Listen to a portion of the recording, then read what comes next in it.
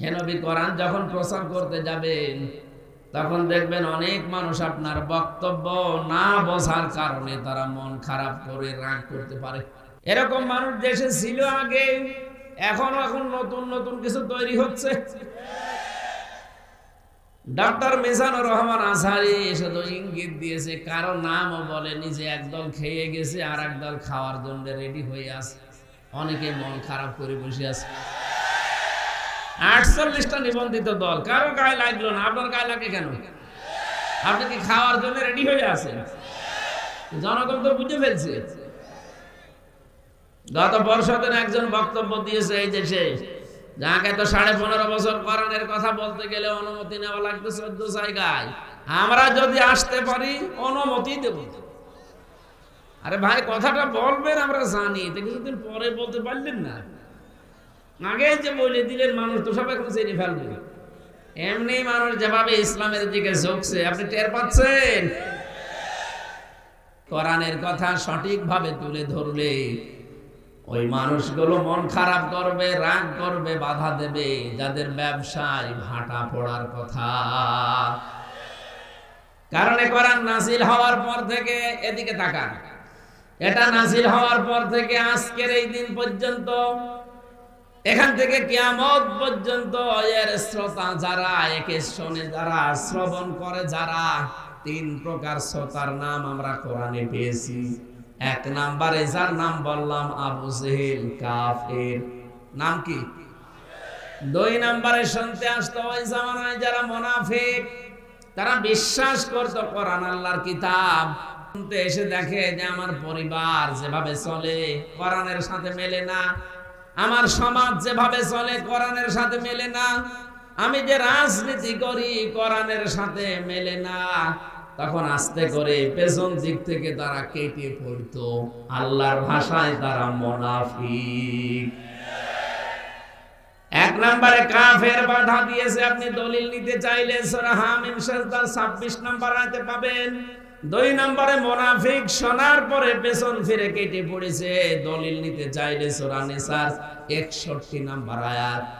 3 নম্বরে কোরআন শুনতে এসেছে তারা, যারা মুমিন। আল্লাহ রাব্বুল আলামিন তাদের চরিত্রের বর্ণনা দিয়েছেন, ইন্নামাল মুমিনুনাল্লাযীনা ইযা যুকিরাল্লাহু ওয়াজিলাত কুলুবুহুম। আল্লাহর দৃষ্টিতে মুমিন তো তারা, যে মানুষগুলোর সামনে আল্লাহর নাম উচ্চারণ হলে তাদের অন্তরাত্মা কেঁপে ওঠে। ওয়াইদা তুলিয়াত আলাইহিম আয়াতুহু যাদাতহুম ঈমানা।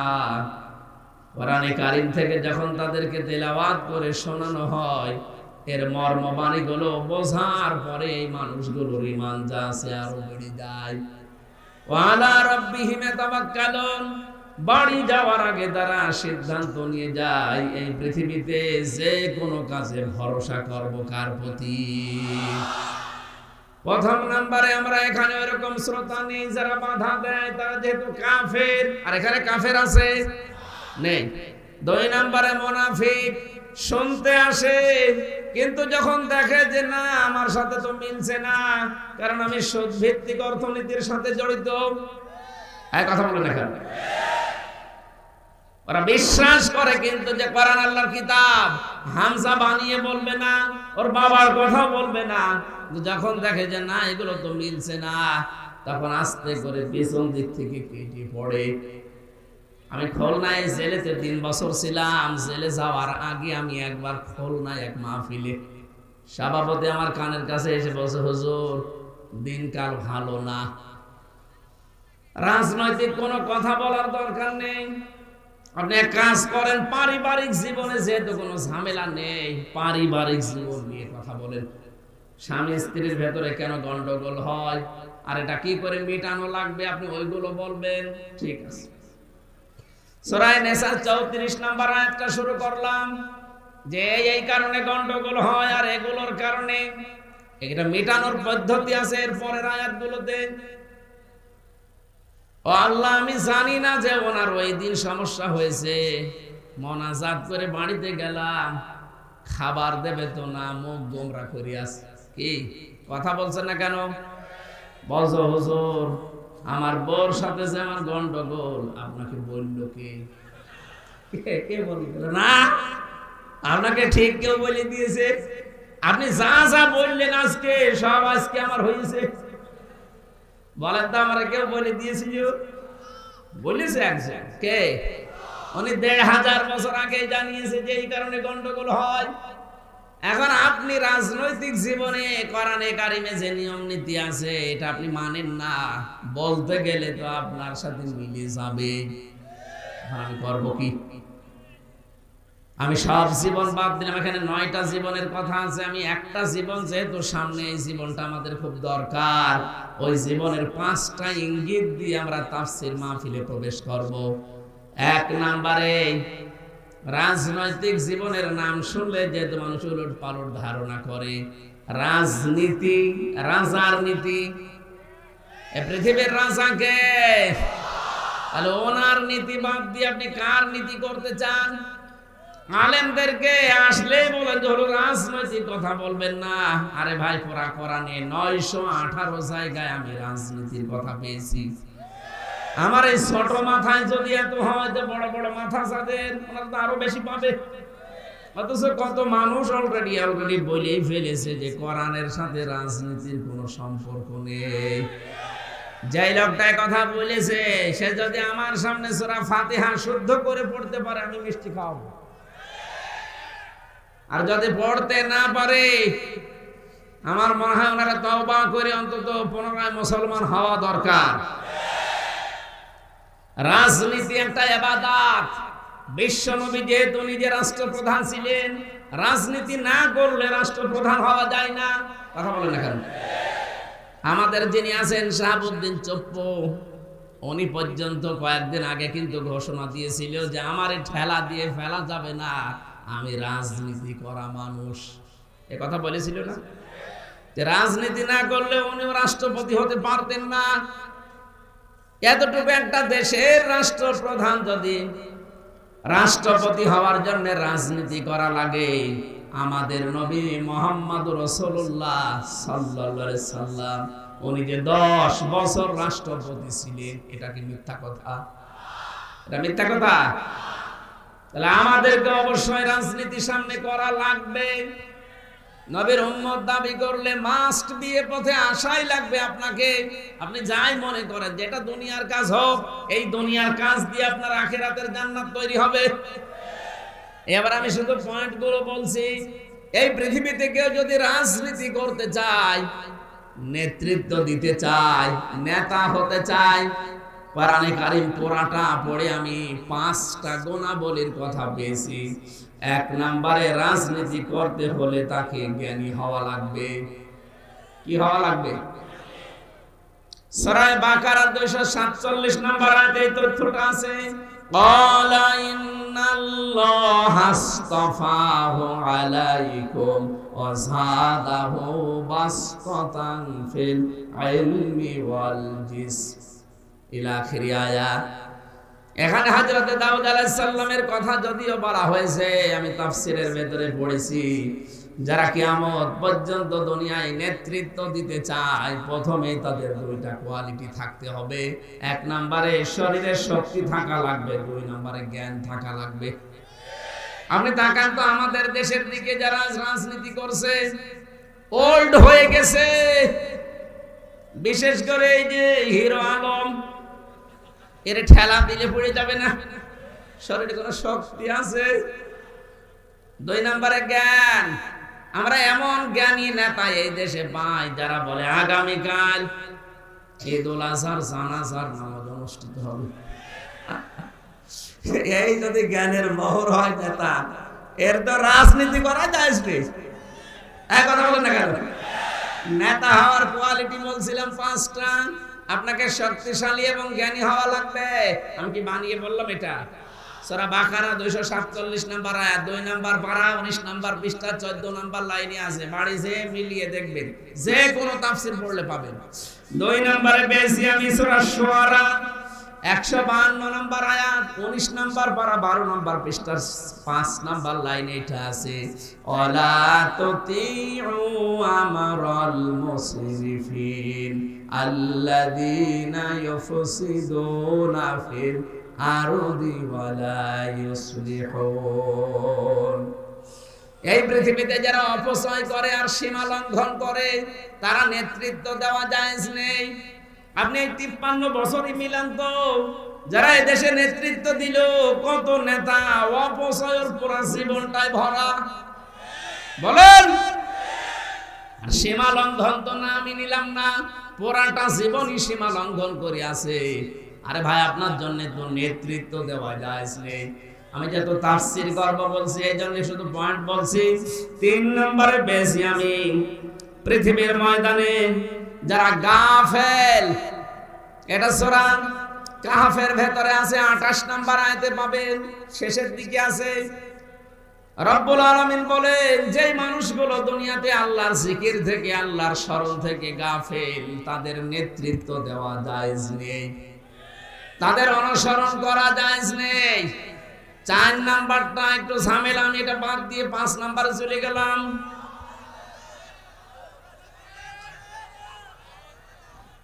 ঠিক আছে, আপনি মেনে নিতে পারলে আমার বলতে অসুবিধা নেই। মেনে নিতে পারার মতো এরকম সৎ সাহস আছে কার কার দেখে? আন্দাজে হাত তুলবেন না। আলহামদুলিল্লাহ, আমি সাহস পেয়েছি বলা। ঠিক আছে,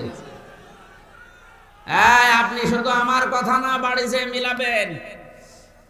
সূরা নিসা 5 নাম্বার পারার 2 নাম্বার পৃষ্ঠার 10 নাম্বার লাইনের 34 নাম্বার আয়াতের প্রথম অংশে পাবেন, আর রিজালু কাওয়ামুনা আলান নিসা। নেতা হবে পুরুষ, মহিলা হবে তার আজ্ঞাবহ। সুতরাং আগামীতে এই 96% মুসলমানের দেশে যারা নেতৃত্ব দেবে তারা পুরুষ হওয়া লাগবে।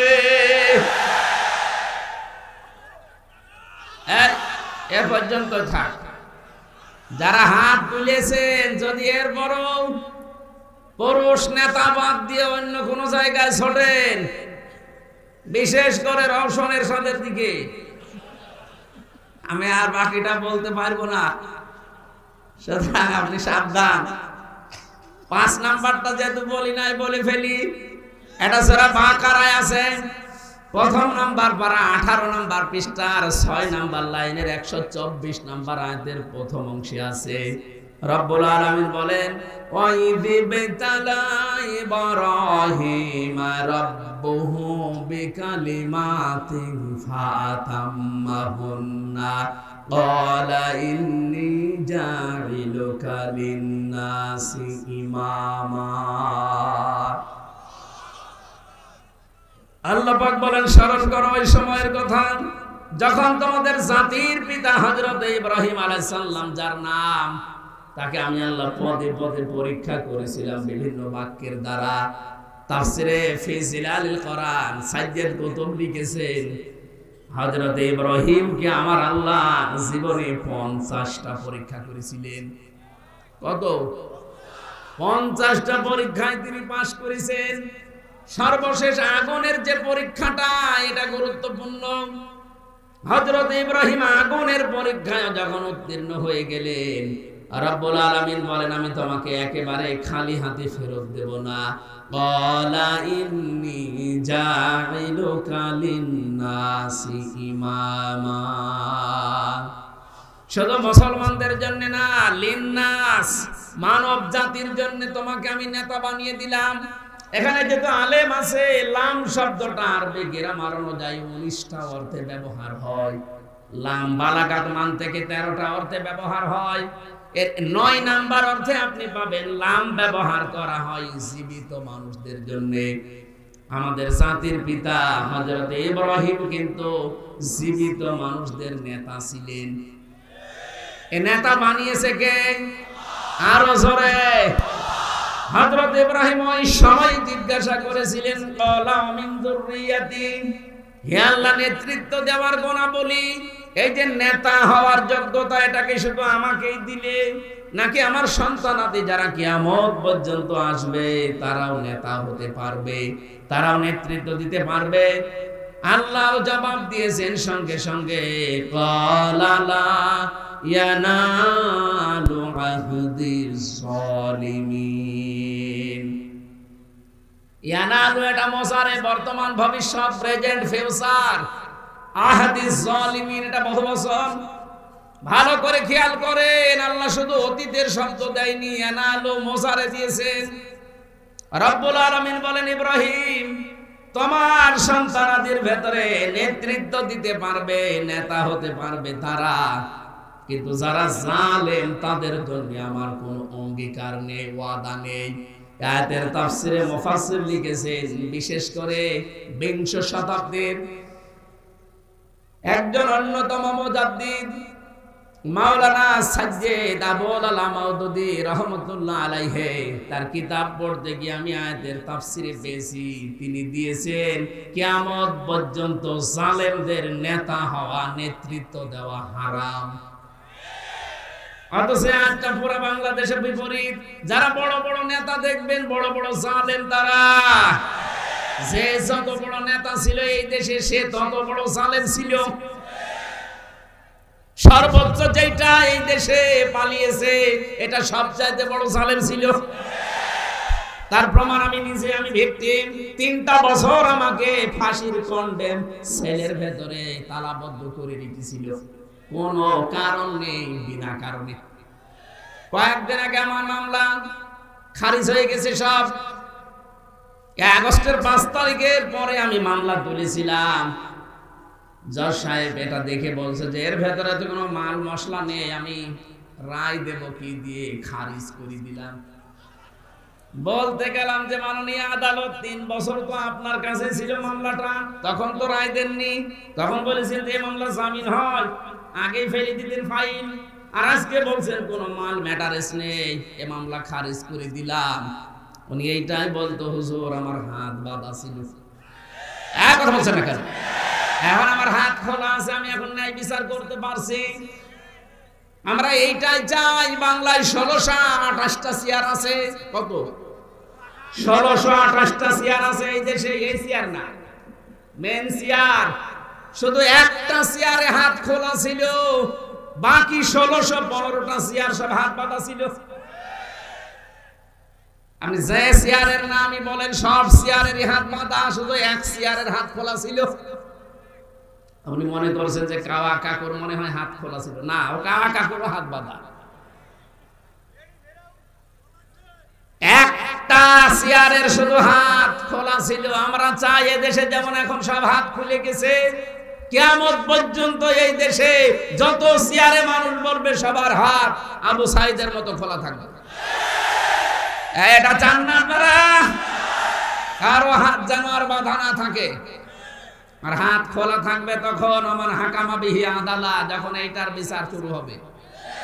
এইটার বিচার ব্যবস্থা তৈরি করার জন্য যদি কেউ দল করে, রাজনীতি করে, আর আপনি সেইটাকে ধর্ম নিয়ে ব্যবসা করায় এই তকমা দিতে চান, সবচাইতে বড় ধর্ম ব্যবসায়ী তারা যারা সিজনাল নামাজি, সিজনাল টুপি মাথায় দেয়, সারা বছর খবর পাওয়া যায় না, শুধু যখন রায়ের সময় আসে, ভোটের সময় আসে, টুপি মাথায় দিয়ে খালি ঘন ঘন সালাম দেয়। কথা বলে না কেন? না, ধর্ম ব্যবসায়ী তো আসলে তারা। আমরা ধর্ম নিয়ে ব্যবসা করে খাই না, আমরা সারা জীবনই এই পোশাকে আছি। শুধু ভোটের সময় আসলে টুপি মাথায় দেই, টুপি এখন আমাদের মাথায় নেই, ভোটের সময় এইটাই থাকবে। এক কথা বলেন না কেন? সুতরাং আয়াত দ্বারা যেহেতু প্রমাণ হয়েছে যে কোন জালেম রাজনীতি করতে পারবে না, আগামীতে যারা জালেম হবে তারা যেন চেয়ারে বসতে না পারে, এ বিষয়ে সজাগ থাকা লাগবে না? জালেম শব্দটা শুনতে ছোট মনে হচ্ছে, কিন্তু ব্যাপক অর্থবোধক একটা শব্দ, আর এমন ভারী শব্দ এটা। ইন্নামাস সাবিলু আলাল্লাযিনা ইয়াজলিমুনান নাস, সূরা শূরা 25 নম্বর পারা 6 নম্বর পৃষ্ঠা 13 নম্বর লাইনের 42 নম্বর আয়াতে আছে, প্রথম অংশে আল্লাহ বলেন আমি নিজে জালেমদের বিরুদ্ধে মামলা দেব। সুতরাং 15.5 বছরে যারা দেশ চালিয়েছে প্রত্যেকেই জালেম আর জালেমের দোষর। কথা বলেন না কেন? সংস্কার যখন আরম্ভ হয়েছে আমরা চাই এই 15.5 বছরে যারা দায়িত্বে ছিল এই জালেমাকে টিকিয়ে রাখার জন্য একটাকেও যেন চেয়ারে রাখা না হয়, সবগুলো বিদায় করে দেন। এক কথা বলেন না কেন? যারা দায়িত্বে আছেন আমরা চাই শহীদের রক্তের দাম দিতে। 2732 জন মানুষ মারা গেছে, 2780 জন এখনো হাসপাতালের বেডে, এখনো কাতরায়।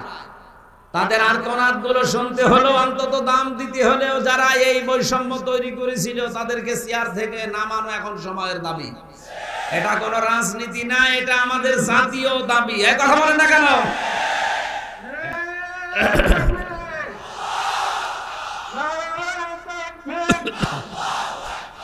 ইসলামের শত্রুরা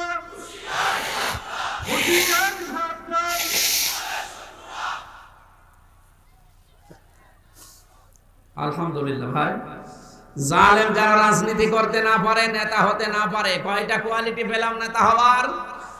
আরো জোরে। 1 নম্বরে জ্ঞানবান হওয়া লাগবে, শক্তিশালী হওয়া লাগবে। 2 নম্বরে ফাসাদ সৃষ্টিকারী, যারা সীমা লঙ্ঘনকারী, এরা নেতা হতে পারবে না। 3 নম্বরে এই পৃথিবীতে যে মানুষগুলো গাফেল আল্লাহ সম্পর্কে, আখিরাত সম্পর্কে, তারা নেতা হতে পারবে না মুসলমানের। 4 নম্বরে কোন মহিলা নেতৃত্ব দিতে পারবে না, তার মানে দায়িত্বে থাকতে পারবে না। 5 নম্বরে কোন জালেমের জন্য রাজনীতি করা জায়েজ নেই। রাজনীতি যদি না করে নেতা হতে পারবে? সুতরাং এই 5টা গুণ যাদের ভেতরে পাবেন তাদের থেকে দূরে থাকবেন। এর বাইরে যাদের পাবেন, নাক কান বন্ধ করে আপনি পেছনে থাকবেন, আপনার আখিরাত তৈরি হবে ইনশাআল্লাহ। আমরা তেলাওয়াত করেছিলাম কোরআনের 1 খণ্ড, একটা আয়াত, 4 ভাগের 1 ভাগ পড়েছি আমি। সূরা তাওবার 111 নম্বর আয়াতে খুব গুরুত্বপূর্ণ কিছু তথ্য আছে এর ভেতরে। জন্মের পর থেকে আমরা কোরআনের আয়াত শুনেছি, কিন্তু নতুন কিছু এখান থেকে বের করব ইনশাআল্লাহ।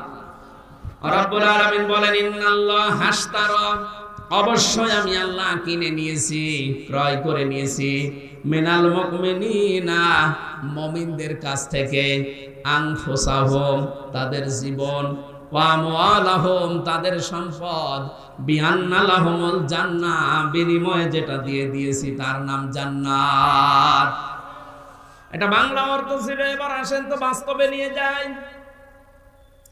এই পৃথিবীতে 2টা কাতার আছে আল্লাহর কাছে সবচাইতে বেশি প্রিয় কাতার। একটা হচ্ছে ইন্নাল্লাহা ইউহিব্বুল্লাযীনা ইউকাতিলুনা ফি সাবিলিহি সাফফান কান্নাহুম বুনিয়ানুম মারসুস। সূরা সফের 4 নম্বর আয়াতে আল্লাহ জানিয়েছেন, অবশ্যই আমি আল্লাহ সবচাইতে বেশি পছন্দ করি, ভালোবাসি ওই কাতারকে, যেই কাতার সীসা গলা প্রাচীরের মতো ঐক্যবদ্ধ হয়ে আল্লাহর দ্বীন কায়েমের চেষ্টা করে। এই কাতার যদি বাংলাদেশে থাকে, আপনি অবশ্যই সেই কাতারে শামিল হবেন, আল্লাহর প্রিয় পাত্র হওয়া যাবে। 2 নম্বরে নামাজের যে কাতার, এই কাতারের দিকে আল্লাহ কুদরতের নজর দিয়ে তাকিয়ে থাকে। বলেন সুবহানাল্লাহ।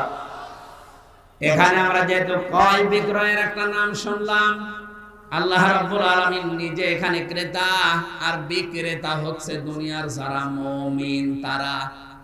আল্লাহ কিন্তু সবার সম্পদ, সবার জীবন কিনতে চান না। আল্লাহ বলেন, ইন্নাল্লাহ হাশতারা মিনাল মুমিনিনা, আমি মুমিনদের কাছ থেকে কিনতে চাই। তিনি যদি বলতেন ইন্নাল্লাহ হাশতারা মিনাল মুনাফিকিনা, মিনাল মুশরিকিনা, মিনাল কাফিরিনা, যে কাফেরদের কাছে, মুশরিকদের কাছে, মুনাফিকদের কাছে কিনতে চাই, তাহলে আমরা যে সে আমাদের জীবন আর সম্পদ আল্লাহকে দিয়ে দিলে উনি নিয়ে নিত। আল্লাহ বলেন না, আমি কিনতে চাই শুধুমাত্র মুমিনের কাছে। কার কাছে? আরো জোরে বলেন। এবার আমার প্রশ্ন, আমরা মুমিন হয়েছি কিনা? মুমিন যদি এখনো হতে না পারি, সত্যিই কিন্তু আমাদের সম্পদ, আমাদের জীবন আল্লাহ কিনবে না। আজ বাংলাদেশের সাথে আমি আয়াতটা মিলিয়ে দেখেছি, বহু মুসলমান দাবি করে অথচ এখনো মুমিন হতে পারে নাই। এই লোকটা মসজিদের টাইলস লাগিয়ে দেয়, মাদ্রাসায় ফ্যান কিনে দেয়, পুরাটাই পানিতে ফেলা হবে। আর আপনি মুমিন না হলে আপনার সম্পদ আল্লাহ কিনবে না। এখন যদি আমি বাজারে যাই, কোন পচা মাছ আমি হামজা যেমন কিনতে রাজি না, দরকার হয় মাছ কিনবো না, তারপরও পচা মাছ কিনতে আমি রাজি আছি। কথা বলে না কেন? আমার চাইতে আল্লাহর মেধা, যোগ্যতা, দক্ষতা কত বেশি আপনি চিন্তা করেন। উনি যদি পৃথিবীর কিছু কিনতে চান, পচা জীবন, পচা সম্পদ কিনবে। আরো জোরে বলেন। মানুষের জীবন কখন পৌঁছে যায়, কখন নষ্ট হয়ে যায়। কোরআনে কারীম জানিয়েছে যে জীবনে শিরক প্রবেশ করেছে ওই জীবন পৌঁছে নষ্ট হয়ে গেছে। এজন্য আমাদের ঈমান যদি শিরক মুক্ত হয় তাহলে এটা পবিত্র, শিরক যুক্ত হলে এটা অপবিত্র। আপনি যতই সুন্দর ঈমানের দাবি করেন, ও ঢাকাবাসী এবার আসেন তো শিরক শব্দটার সাথে পরিচিত হই। আল্লাহ যেটা পারে ওটা অন্য কেউ পারে, এই বিশ্বাস করার নাম শিরক। বলেন বলেন, ছেলে মেয়ে দিতে পারে কে? ইয়াখলুকু মা ইয়াশা ইয়াহাবু লিমান ইয়াশাউ ইনাসা ইলা আখিরি আয়া। এর প্রমাণ হচ্ছে ছেলে মেয়ে দেওয়ার দায়িত্ব কার? কোন বাবা পারে, কোন দরবার পারে। সুতরাং এখানে যাবেন না, নবীদের জীবনী পড়বেন। ৮৬ বছর বয়সে হযরতে ইব্রাহিম নবীর সন্তান হয়েছে ৮৬ বছর পর। তারপরেও তিনি কোন কবরে, কোন বাবার দরবারে গিয়েছেন? নবী মানুষ যদি ৮৬ বছর দোয়া করে তারপরে সন্তান হয়, আপনার তো ৮৬ বছর না ৬ বছরও পার হয়নি, আপনি পাগল হয়ে গেছেন। সুতরাং অনেক মেয়েরা আশপাশে আছে, সাবধান, কোন ভণ্ড পীরের খপ্পরে পড়বেন না। সন্তান দেওয়ার ক্ষমতা কারণে অনেক ভণ্ড এখন বের হয় বিভিন্ন আস্তালায়, গাছতলায়, দরবারে, বলে যে আপেল পড়ে দিচ্ছে হুজুর। পীর সাহেব বাবা আপেল পড়ে দিলে নাকি ছেলে হয়। অনেক জায়গায় অনেক মেয়েরা দেখি তার স্বামীকে পাঠায়, বলে যে হামজা হুজুরের কাছে আপেল পড়ে নিয়ে আসেন, কারণ এর আগে খালি মেয়ে হয়েছে, ছেলে হয় না, হুজুর পড়ে দিলে ছেলে হবে। সেদিন দিনাজপুরে পেয়েছিলাম একজনকে, বলছে হুজুর আমার পর পর ৪টা মেয়ে, আমি খুব আশা করে আছি যেন ছেলে হয়, এই আপেলটা পড়ে দেন। বললাম আপেল আমার এমন। আরে ভাই, আপেল পড়ে যদি ছেলে হয়, আমার পর পর ৩টা মেয়ে, আমি আপেল পড়ে আমার বউরে খাওয়াবো? এগুলো সব বানোয়াট, সব ভিত্তিহীন। কোন মরা বাবা, কোন জিন্দা বাবার ক্ষমতা নেই অবৈধ কাজ ছাড়া বৈধ ভাবে আপনাকে সন্তান দিতে পারে। কোন বাবার কাছে গিয়ে যদি বৈধ ভাবে সন্তান কেউ নিয়ে আসতে পারে, এটা ডাহা মিথ্যা কথা। হ্যাঁ, সন্তান যদি হয়েও থাকে বুঝবেন এটা অবৈধ ভাবে। এক কথা বলে না কেন? এখন বহু ভণ্ড বাবার দ্বারা ভণ্ড সন্তান দুনিয়ায় আসছে না? আমি ইঙ্গিত দিলাম, সাবধান থাকবেন। তাহলে শিরকের পয়েন্ট বোঝাচ্ছিলাম যে আল্লাহ যেটা পারে ওইটা অন্য কেউ পারে, এই বিশ্বাস করার নাম কি? আলা লাহুল খালকু ওয়াল আমরু, সৃষ্টি যার, আইন চলবে তার। সুতরাং এই পৃথিবী সৃষ্টি করেছেন কে? এই প্রমাণ তো পেয়ে গেলে সূরা আরাফের ৫৪ নম্বর আয়াতের মাঝের অংশে আছে, ইনিল হুকমু ইল্লা লিল্লাহ। সূরা ইউসুফ ৪০ নম্বর আয়াতের মাঝের অংশে আছে। বিধান চলবে কার? সুতরাং আল্লাহর তৈরি করা এই জমিনে আল্লাহর বিধান বাদ দিয়ে যারা মানুষের তৈরি করা আইন কানুন প্রতিষ্ঠা করতে চাচ্ছেন, আপনি শিরিক করছেন। আর শিরিক করলে মানুষ মুশরিক হয়ে যায়। মুশরিক হলে বিনা হিসাবে, বিনা বিচারে জাহান্নামী। এত দলিল দিয়েও যদি কেউ ফিরিয়ে না আসে, আমার মনে হয় ওর কপালে আর হেদায়েত নেই। বলেন তো এই দেশে এখন মুশরিক আছে কিনা? তাহলে আল্লাহ যেটা পারে ওইটা অন্য কেউ পারে। ইয়াকুলুনা হাল্লানা মিনাল আমরি মিন শাইইন কুল ইন্নাল আমরা কুল্লাহু লিল্লাহ। সূরা আলে ইমরান ১৫৪ নম্বর আয়াতের মাঝের অংশে আছে, ৪ নম্বর পারা ৯ নম্বর পৃষ্ঠা ৩ নম্বর লাইনে আছে। আল্লাহ বলেন, কাফেররা জিজ্ঞাসা করতো, হে মুহাম্মদ সাল্লাল্লাহু আলাইহি সাল্লাম, আইন তৈরি করতে আমরা কি পারি? আল্লাহ বলেন, নবী আপনি বলেন না, এটা তৈরি করার একচ্ছত্র মালিকানা কার? সুতরাং আল্লাহ বাদে আইন তৈরি করা যেহেতু জায়েজই নেই। এই ৫৪ বছর যাদের তৈরি করা আইনে এই দেশ চলেছে, ডক্টর মোহাম্মদ কামাল তার বানানো এই সংবিধান এই দেশ থেকে তুলে দিয়ে কোরআনে কারিমে আল্লাহ একটা সংবিধান দিয়েছেন। সূরা ফুরকান ৭৭টা আয়াত আছে, ৭৩টা ধারা আছে। শুধু এই ৭৩টা ধারা বাংলার সংবিধানে আপনি সংস্কার করে দেন, আল্লাহর কসম এই দেশ থেকে যত অন্যায় দেখছেন সব বন্ধ হয়ে যাবে। স্যার ব্যাখ্যা করছিলেন ফিতনার যত ফিতনা আছে সব দূর হওয়া সম্ভব শুধু এই সংবিধানের দ্বারা। কিসের চাঁদাবাজি করবেন আপনি? এমনি দূর হয়ে যাবে যদি এই ৭৩টা ধারা বাংলার সংবিধানে সংযোজন হয়। যেহেতু সংস্কার চলছে আর ৫৩ বছর আমরা দেখলাম যে কিছুই হয় না, হাজার হাজার ধারা দিয়ে আমরা আহ্বান জানাচ্ছি ৯৬% মুসলমানের এই দেশে এই ৭৩টা ধারা সংবিধানে সংযোজন করা হোক। এর পক্ষে আপনারা নেই? হয়তো এই হাত আমাদের মুখের কথা ওনাদের পর্যন্ত যাবে কি যাবে না জানি না, কিন্তু আরো সে চলে গেছে। ইব্রাহিম নবীকে আগুনে দিয়েছিল, ব্যাঙ শুধু প্রসাব করেছিল, জানতো যে আমার প্রসাবে কিছু হবে না, কিন্তু পক্ষে ছিল। আমরা এই সংবিধানের পক্ষে আছি না? হাত যাদের আছে তুলে ধরেন, ক্যামেরায় ভিডিও হোক ফেরেশতাদের। লিল্লাহি তাকবীর।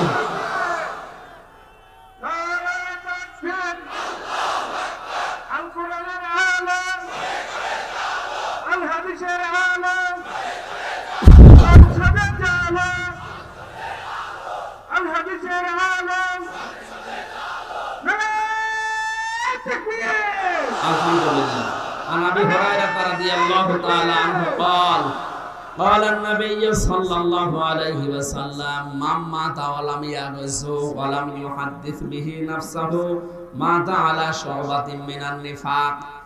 বিশ্ব নবীর সাহাবী হযরত আবু হুরায়রা বলেন, যে ব্যক্তি মরে গেল এমন অবস্থায় যে তার মনের ভেতরে আকাঙ্ক্ষা ছিল না যে আমি জিহাদ করব, দিন কায়েম করব, এই সিদ্ধান্ত এই আকাঙ্ক্ষা যদি কারো মনের ভেতরে না থাকে যে কোরআন বাংলাদেশের সংবিধান হোক, ও যদি মরে যায় ও মুনাফিক হয়ে মরে যাবে। সুতরাং আমরা মুনাফিকি থেকে বাঁচতে চাই না। আরো জোরে বলেন। তাহলে আমার পয়েন্টে এসেছে, আল্লাহ পাক ছাড়া আইন যেহেতু কেউ বানাতে পারে না, সুতরাং আল্লাহর আইন বাদ দিয়ে মানুষের তৈরি করা আইন এই দেশে আমরা কায়েম হতে দেব? বলেন দেব? চেষ্টা করে যাব আমরা মরণ পর্যন্ত। কায়েম হলে কোরআনের আয়াত ভালো, না হলে আমাদের কোনো লস নেই। আমাদের জীবনের শেষ দিন বেতন আছে জান্নাত। কথা বলেন না কেন? সুতরাং জীবনের শেষ দিন পর্যন্ত একটা কাজ করে যাওয়া লাগবে। 500 ফরজ আছে কোরআনের ভেতরে, এটা 1 নাম্বার ফরজ।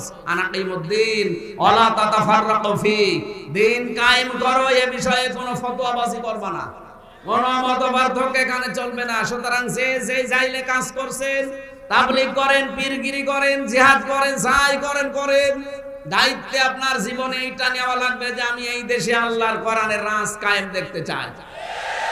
এখানে কোনো ফতোয়াবাজি চলবে না ইনশাআল্লাহ।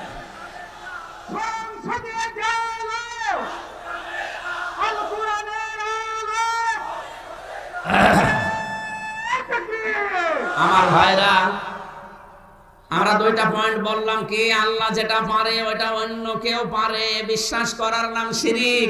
শিরিক যে করে সে মুশরিক, আর মুশরিকের জায়গা ইন্নাহু মান ইউশরিক বিল্লাহ ফাকাদ হারামাল্লাহু আলাইহিল জান্নাহ ওয়া মাওয়াহুন নার।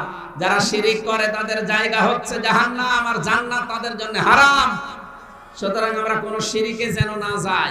আল্লাহর তৈরি আইনের বিরুদ্ধে বাদ দিয়ে মানুষের তৈরি আইন যারাই প্রতিষ্ঠা করার জন্য দল করবেন, ভোট দেবেন, চিন্তা ভাবনা করবেন, চেষ্টা করবেন, আপনি মুশরিক হয়ে মারা যাবেন। আমি আপনাকে বাঁচাতে চাই। আপনি জাহান্নামে গেলে আমার কোনো লস নেই। হ্যাঁ, আল্লাহর কসম, আপনি জাহান্নামে গেলে আমার কোনো লস নেই, কিন্তু আমি কিয়ামতের দিন ধরা খেয়ে যাব যদি এই কথাটা আপনাকে না জানাই। সুতরাং বাংলার জনগণ সাবধানে, রেকর্ড হচ্ছে, সারা দেশে ছড়িয়ে যাচ্ছে। সবাইকে আমি আহ্বান জানাচ্ছি, আল্লাহর তৈরি করা আইন বাদ দিয়ে মানুষের তৈরি করা আইনের পেছনে থেকে তার জন্য শ্রম দিলে, সময় দিলে, দল করলে, ভোট করলে, রাজনীতি করলে আপনি জাহান্নামে যাচ্ছেন, আমি দেখতে পাচ্ছি। এরপরে বাকিটা আপনার বিবেকের উপরে। আর বিবেক অনুযায়ী যদি কাজ না করেন, আপনার উপরে ভুল চাপিয়ে দেবেন কে? দলিল কোথায় আছে? সূরা ইউনূস 11 নম্বর পারা 19 নম্বর পৃষ্ঠা 4 নম্বর লাইনের 100 নম্বর আয়াতের শেষের দিকে আছে। এত দলিল দিয়েও যদি কারো মন খারাপ হয়, আমার মনে হয় ওটা একটা টাটকা আবু জেহেল। আবু জেহেল এত খারাপ ছিল না। 2 নম্বরে আমওয়ালাহুম, আল্লাহ মাল কিনতে চান। মাল মানে আবুল মাল, না যেটা এই যে গতবার গেল কামাল, এই মাল না। মালের ব্যাখ্যা পেয়েছি আমি 4টা।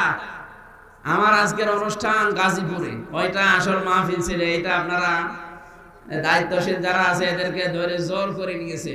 এমনি সালেমরা 3টা বছরে আমার ফাঁসির কন্ডেম ছেলে খাবার দেয়নি, খেয়ে না খেয়ে আমার শরীরটা শেষ করে দিয়েছে। 14 রকমের অসুখ আমার শরীরে। এরপরে রাত জাগা নিষেধ, ডাক্তাররা বারবার বলছে রাত 10টার ভেতরে ঘুমিয়ে পড়বেন, কিন্তু এখনই 9:10 বেজে গেছে। আমার মনে হয় এখন আর চালানো ঠিক হবে না। এই আয়াতে এখনো লক্ষ লক্ষ কথা আছে। আগামীতে আবার কোন জায়গায় আসলে আবার বলিয়েন ওই মাহফিলে এখনো লক্ষাধিক মানুষ বসে আছে ভাই, ওখানে 9টায় ওঠার কথা, অলরেডি 9:10 বাজে। আমি আর চালাতে পারছি না, বারবার এই যে পেছন থেকে আওয়াজ আসছে দেখতে পাচ্ছেন না। আগামীতে আসলে আবার কথা বলবো ইনশাআল্লাহ। আমি একটু মোনাজাত করে দিলাম, আল্লাহুম্মা আমিন।